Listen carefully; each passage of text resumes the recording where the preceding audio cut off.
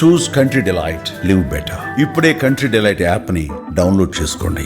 Doctors అంతా కూడా examine చేస్తూ ఉన్నారు, మానిటర్ చేస్తూ ఉన్నారు. యాజ్ ఆఫ్ నౌ వారి కండిషన్ స్టేబుల్గా ఉంది, వారు మంచిగా ఉన్నారు, స్టేబుల్గా ఉన్నారు. వారి అభిమానులు కానీ బీఆర్ఎస్ పార్టీ కార్యకర్తలు కానీ ఎవరు కూడా ఏ రకమైనటువంటి ఒక మానసిక ఆందోళనకు దయచేసి గురి కావద్దు అని చెప్పని, మీడియా మిత్రులు కూడా తప్పుడు సమాచారాన్ని దయచేసి సర్క్యులేట్ చేయవద్దని చెప్పి కూడా మేము విజ్ఞప్తి చేస్తూ ఉన్నాము. కేసీఆర్ గారి యొక్క ఆదేశాల మేరకు ఇవాళ సీనియర్ శాసనసభ్యులు తర్వాత మాజీ మంత్రివర్యులంతా కూడా ఇవాళ హాస్పిటల్లో ఉంటూ డాక్టర్ల యొక్క వైద్యానికి సంబంధించిన అంశాన్ని అంతా కూడా మానిటర్ చేస్తూ ఉన్నారు. ముఖ్యంగా ఏంటంటే 23 తారీఖు నాడు ఏదైతే బీఆర్ఎస్ పార్టీ మైనారిటీ విభాగానికి చెందినటువంటి అత్యంత కీలక నాయకుడు, బోరబండ డివిజన్ చెందినటువంటి ఒక నాయకుడు, ఆయనకు అత్యంత సన్నిహితుడు, 24 గంటలు వెంబడి ఉండేటువంటి ఒక అత్యంత సన్నిహితుడైనటువంటి సర్దార్ ఆత్మహత్య చేసుకోవటము, అక్కడ బాబా ఫసియుద్దీన్ అనేటువంటి ఒక వ్యక్తి యొక్క ప్రేరణకు గురై, ఒత్తిడికి గురై, మానసిక ఒత్తిడికి గురై ఆత్మహత్య చేసుకున్నాడు అనేటువంటి ఒక వార్త విన్నప్పటి నుండి ఈ ఇన్సిడెంట్ జరిగేంత వరకు కూడా అనేక రకాలైనటువంటి ఒక మానసిక ఒత్తిడికి వారు గురైనారని వారి కుటుంబ సభ్యులు చెప్తా ఉన్నారు. తినమంటే తినకుండా, నిద్రపోకుండా ఎప్పుడు సర్దార్నే తలుచుకుంటూ నా కుడి భుజం పోయింది అని చెప్పని బాధపడ్డాడు అని చెప్పని వాళ్ళ కుటుంబ సభ్యులు చెప్తా ఉన్నారు.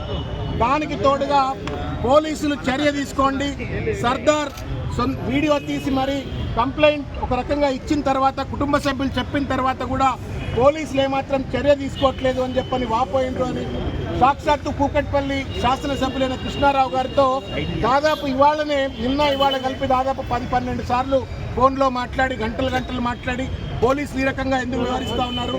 సర్దార్ చాలా మంచివాడు, మానవత్వం ఉన్నవాడు, బీఆర్ఎస్ పార్టీకి మంచి కార్యకర్త, నా కుడిభుజం లాంటి వాడు చనిపోయిండు అని చెప్పని సొంత కుటుంబ సభ్యులు పోతే ఎంతైతే బాధపడతాడో అంత బాధపడ్డాడు, ఒక ఒత్తిడికి గురైండు అని చెప్పని వారు కూడా చెప్పినారు, కుటుంబ సభ్యులు కూడా చెప్పినారు. మొత్తానికి మానసిక ఒత్తిడితో ఆ స్ట్రెస్కు తట్టుకోలేక ఇవాళ ఈరోజు ఈ యొక్క దుస్థితి వాళ్ళ మాగంటి గోపీనాథ్ గారికి వచ్చింది. భగవంతుడిని మేము బీఆర్ఎస్ పార్టీ కార్యకర్తలుగా, నాయకులుగా మేమంతా ప్రార్థిస్తూ ఉన్నాం. ప్రజల్ని కూడా మేము విజ్ఞప్తి చేస్తూ ఉన్నాము. వారి ఆయురారోగ్యాల కోసం వారు మంచిగా ఒక 48 గంటల్లో వెంటనే కూడా రికవర్ అయిపోయి ఆరోగ్యాలతో, ఆయురారోగ్యంతో బయటికి రావాలని చెప్పని భగవంతుడిని ప్రార్థించాలా, ఎక్కడికక్కడ పూజలు చేయాలని చెప్పని కూడా మేము విజ్ఞప్తి చేస్తూ ఉన్నాం. మంచి నాయకుడు, మా ప్రజలకు అందుబాటులో ఉండే నాయకుడు కాబట్టి ఆయన బాగోగు కోసం అందరూ కూడా భగవంతుడిని పూజ చేయాలి, ప్రార్థించాలని చెప్పని విజ్ఞప్తి చేస్తూ ఉన్నాం. డాక్టర్స్తో మేము కూడా మాట్లాడాము, వివేకానంద గారు అందరం కూడా మేము డాక్టర్స్తో మాట్లాడాము.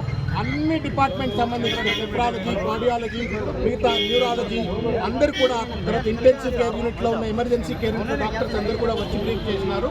నెక్స్ట్ 48 అవర్స్ మేము చాలా ఇష్టంగా వారిని అబ్జర్వ్ చేస్తాము, అన్ని రకాల ట్రీట్మెంట్ ఇస్తామని చెప్తున్నారు. దానికి సంబంధించిన బులెటిన్ కూడా ఇప్పించే విధంగా లోపల హరీష్ రావు గారు మాట్లాడుతూ ఉన్నారు. Hospital also might give a official bulletins.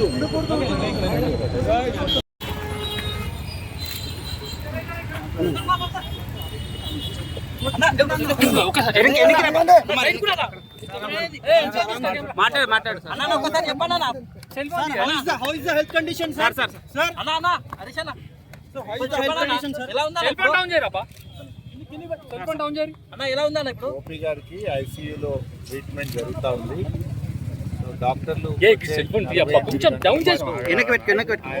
చాలా జాగ్రత్తగా పరిశీలిస్తామని చెప్పారు. దేవుడి యాక్టివ్గా ఉంటారని నమ్మకం ఉంది. రైట్ నౌ వారికి పూర్తి స్థాయిలో వైద్యాన్ని డాక్టర్లు అందిస్తా ఉన్నారు.